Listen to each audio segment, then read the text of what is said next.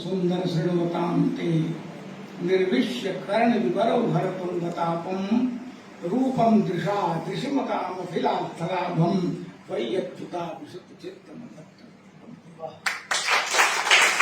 ये ऋषि का वचन है। उन्होंने कृष्ण के विषय में कहा है, पत्र लिखा है, हे भुवन मोहन, मैंने आपके विषय में सुना है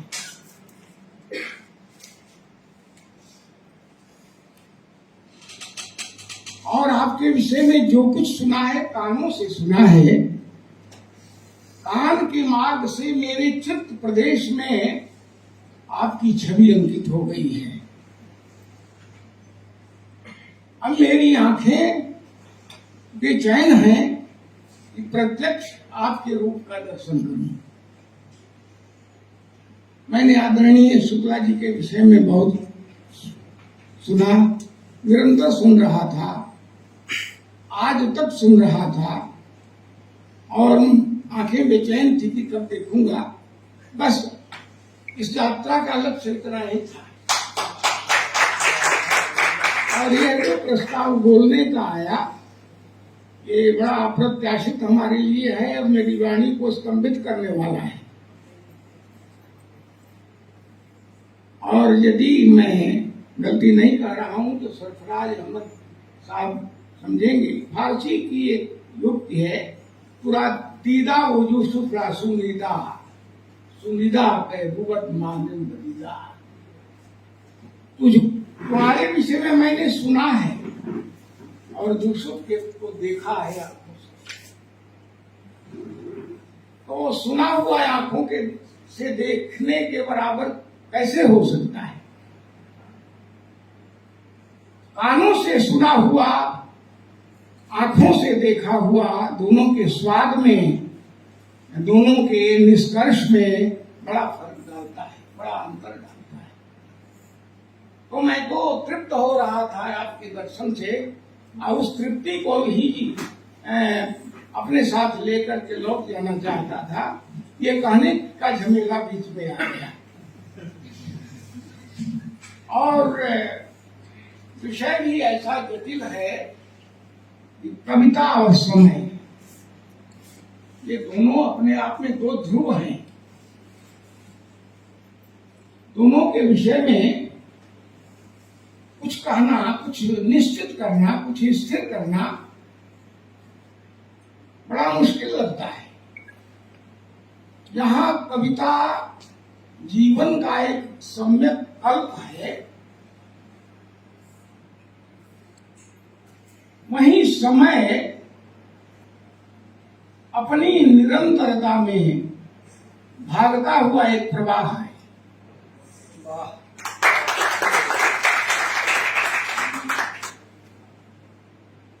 एक भाग रहा है और एक अपने कल्प में स्थिर है। कविता समय को कैसे पकड़ेगी? कविता समय की निरंतरता को कब पकड़े, किस प्रकार पकड़े, कितनी मात्रा में पकड़ेगी? आज के साहित्यकार शब्द को तोड़ मरोड़ रहे हैं, अब वैज्ञानिक समय को मोड़ने में लगे हैं कि समय को मोड़ा जा सकता है, समय को संक्षिप्त किया जा सकता है। संक्षिप्त किया हुआ समय क्या कविता का विषय हो सकता है? जब वो घनीभूत हो जाए, मुड़ जाने के बाद, समय जब मुड़ जाए और तब कविता उसके पीछे पड़े कि हम इसको रूप दे दें, इसकी छवि कर दें, तो क्या ऐसा संभव है? यदि समय नहीं मुड़ा जा रहा है तो प्रवाहित है, भागे जा रहा है। हमारा सांख्य दर्शन भारत का कहता है कि जात्यंतर परिणाम प्रकृति पूरा। प्रकृति अपने आप में बड़ी तेजी से आपूरित होती जा रही है और तेजी से प्रवाहित होती जा रही है। कहाँ आप पकड़ोगे? उसके किस अंश को पकड़ना हम चाहते हैं? हमारा जीवन समय के किस वृत्त में खड़ा है, उस समय की किस भौरी के बीच में होकर के जा रहा है? तो थोड़ा ये मुश्किल विषय है और कविता के ऊपर कविता की परिभाषा निरंतर जाती रही है, उसको परिभाषित किया जाता रहा है और कभी कभी भी उस परिभाषा में अटता नहीं है। न रामचंद्र शुक्ल की परिभाषा में कोई कवि अटा और नामवर सिंह की परिभाषा में आज तक का कोई कवि अटा। लेकिन परिभाषा होती रही, परिभाषा दी जाती रही, कविता के प्रतिमान बढ़े जाते रहे। अब कभी कभी परिभाषा का उल्लंघन करके आगे बढ़ता रहा, कभी पिछड़ता रहा, कभी साथ साथ परिभाषा के साथ चलता रहा। ये समस्या रही और रहेगी। हम स्थिर कोई परिभाषा गढ़कर कविता नहीं कर सकते हैं। यदि ऐसा करते तो बात यह होती, जब हमारे आदरणीय मधुकर जी अपनी गजल सुनाते हैं, इनका मैं फेसबुक पक्का मित्र हूँ,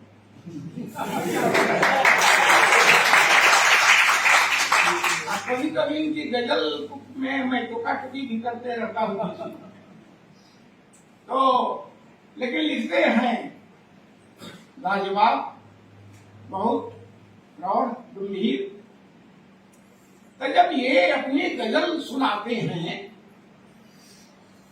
तो फिराक गोरखपुरी की गजल याद पड़ती है।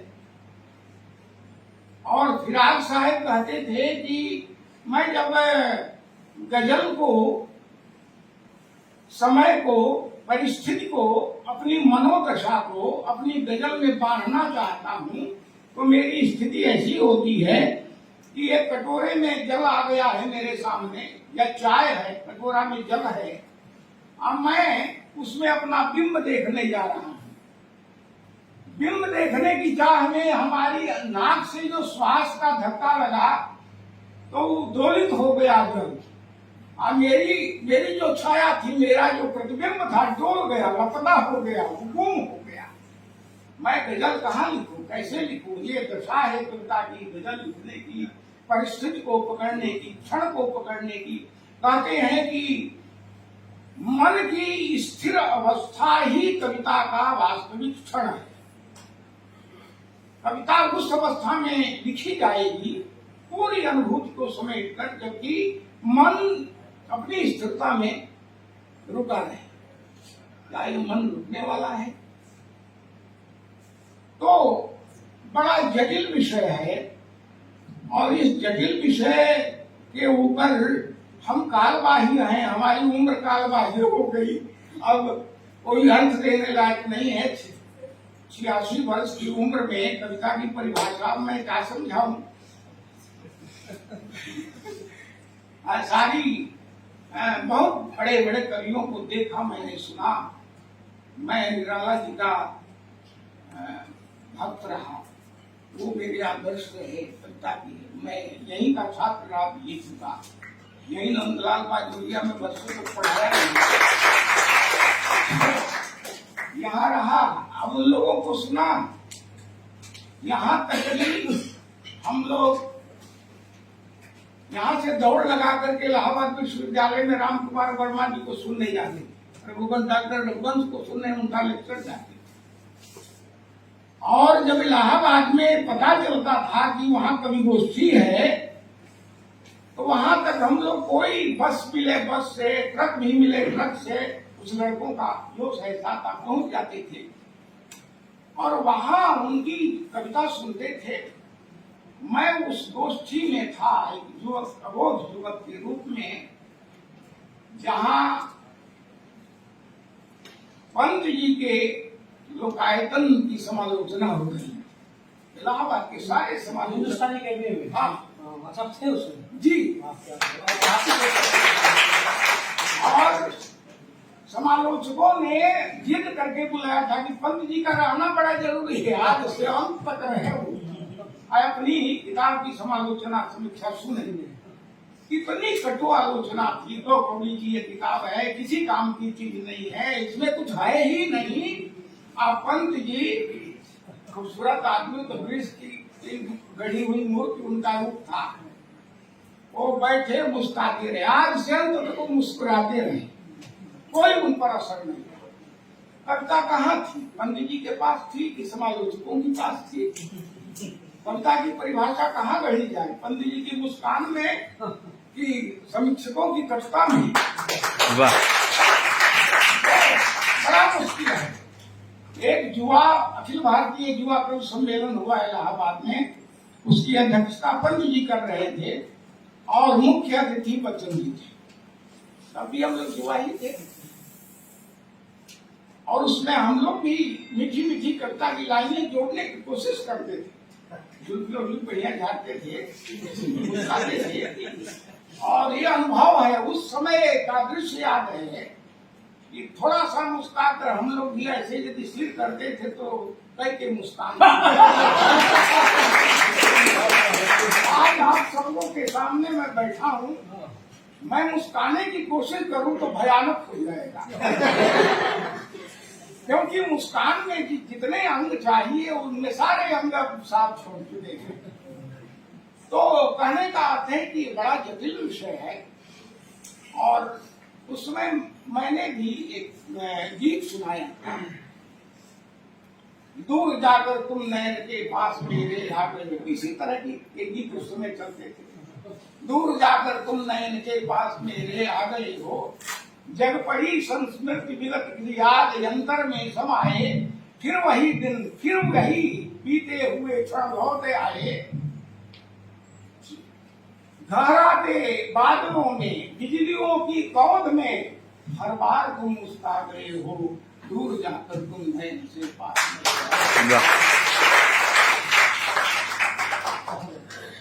बच्चन जी ने अंगुली के इशारे से सभा विसर्जन के बाद बुलाया था और कहा कि तुम में प्रतिभा है, गीत लिख सकते हो और यही तुम गीत जाओ।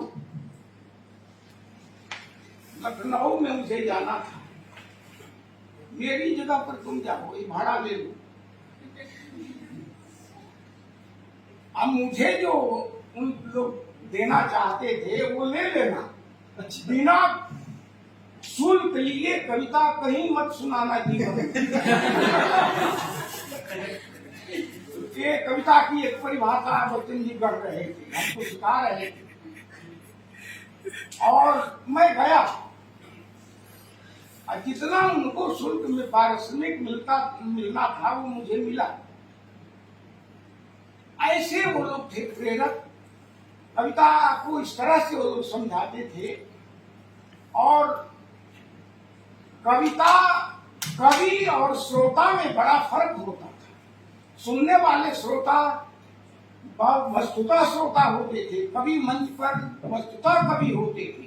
इसीलिए चूंकि परिसर में वार्षिक अधिवेशन हो रहा था और बिहार के, उत्तर प्रदेश, मध्य प्रदेश के बड़े बड़े सारे कवि आए थे। गोपाल नेपाली, गोपाल सिंह नेपाली तूती बोलना शुरू हुई थी, उनका स्वर इतना बढ़िया था, लेकिन उनको जगह नहीं मिलती थी, समय नहीं मिलता था। जी बड़े बड़े लोग थे, पंडित थे, निराला जी थे, बच्चन थे, दिनकर थे, ये सब ये कवि थे। नेपाली जी को समय नहीं मिलता था। उस आयोजकों ने कहा कि भाई नेपाली जी को अंत में दे दीजिए। तो 3 बजे भोर में वरिष्ठों का काव्य पाठ जब समाप्त हुआ तो नेपाली जी को दिया गया। हम नेपाली जी, सभा उखड़ गई थी, लोग भागे जा रहे थे, 3 बजे भोर में कौन लोग बैठेगा। लेकिन नेपाली जी जब अपना गीत शुरू किए तो भागती हुई भीड़ लौट आई और सुनने लगी। आज जितने श्रोता बैठे हैं उसमें आधे से अधिक कवि और कवित्रियां होंगे। और सबको बेचैनी होती है कि हम सुना लें और चले जाएं। उनकी दृष्टि में वरिष्ठ कोई कवि नहीं है। आप वरिष्ठ कवि अपनी पीड़ा से मर रहा है कि सुनने वाला हमारा कोई नहीं। गोपाल सिंह नेपाली, ये नीरज जी एक बार अंतर्विक्षा दे रहे थे, इंटरव्यू दे रहे थे, प्रेस वार्ता कर रहे थे। तो कहा कि आज किसको मैं कवि मानूं। हमारे जमाने में हर कवि की एक कुवत होती थी कि 10-20 हजार श्रोता उसके नाम से जुट जाते थे। ये 10-20 हजार श्रोता उसके अपने होते थे, हर कवि के अपने श्रोता थे। हर कवि अपना श्रोता बनाता था, अपनी कविता का असर डाल करके, अपनी कविता के सम्मोहन में श्रोताओं को बांधकर वो अपना श्रोता वर्ग बना लेता था। आज किसे कवि कहा जाए? कवि आया, डेस्क पर खड़ा हुआ और क्या भून भून भून 2 4 10 पंक्तियां पढ़ा चला गया, बेअसर हो गई। ये कविता है? कहां से प्रेरणा मिलेगी हृदय को? मस्तिष्क कैसे आंदोलित होगा? कविता की कौन सी परिभाषा बतानी है? बुद्धि कविता से दूर है, हृदय कविता से दूर है, लेकिन हम बात संवेदना की करते हैं, हर समय संवेदना की बात करते हैं। कविता में संवेदना मुख्य होनी चाहिए और संवेदना कविता जगा नहीं रही है। आप समस्याओं का अध्ययन कर रहे हैं, लेकिन कविता उन समस्याओं को पचा नहीं रही है, इम्बाइब नहीं कर रही है। जब तक वो पचाएगी नहीं पी करके और भी पचा करके जब वो नहीं कहेगी, श्रोताओं पर असर उसका नहीं पड़ेगा। और जब असर नहीं पड़ेगा तो संवेदना का स्थान है कहाँ? सीट तो हम लोगों का यहाँ नेम प्लेट लगा हुआ है, संवेदना का तो कहीं कुछ नहीं है। तो बड़ी समस्या है। मैं मंगलम जी को बड़ा स्नेह करने लगा हूँ। इनके विचार बड़े नए हैं और ऐसे ऐसे नए विचारकों को, नई नई प्रतिभाओं को, नए नए चिंतन करने वालों का स्वागत भी है, क्योंकि आगे कदम बढ़ेगा इसी तरह से। लेकिन समस्या इतनी विकट है कि हृदय कहीं है, मस्तिष्क कहीं है, आज की मनुष्यता का समस्याएं कहीं हैं और हम गिनती का परिगणना कर रहे हैं, हर चीज का ठहराव नहीं दे रहे हैं। न समस्या को ठहराव दे रहे हैं, न कोई समाधान दे रहे हैं, न संवेदना को किसी खूंटे पर बांध रहे हैं। तो मस्तिष्क, हृदय, बुद्धि सब कुछ अलग अलग है। तो इस अवस्था में कविता न जीवन का सम्यक कल्प बन पाती है और न वह स्थिर मन का अमूल्य क्षण बन पाती है। बड़ी ही विकट समस्या है। हमें जरूर विचार करना चाहिए कि कविता और समय का तालमेल कैसे बैठाया जाए। यदि समय को मोड़ा जा रहा है तो कविता को हम किधर मोड़ें, कैसे मोड़ें? कविता समय के साथ तालमेल कैसे करें? वो तो बड़ी तेजी से भागे जा रहा है।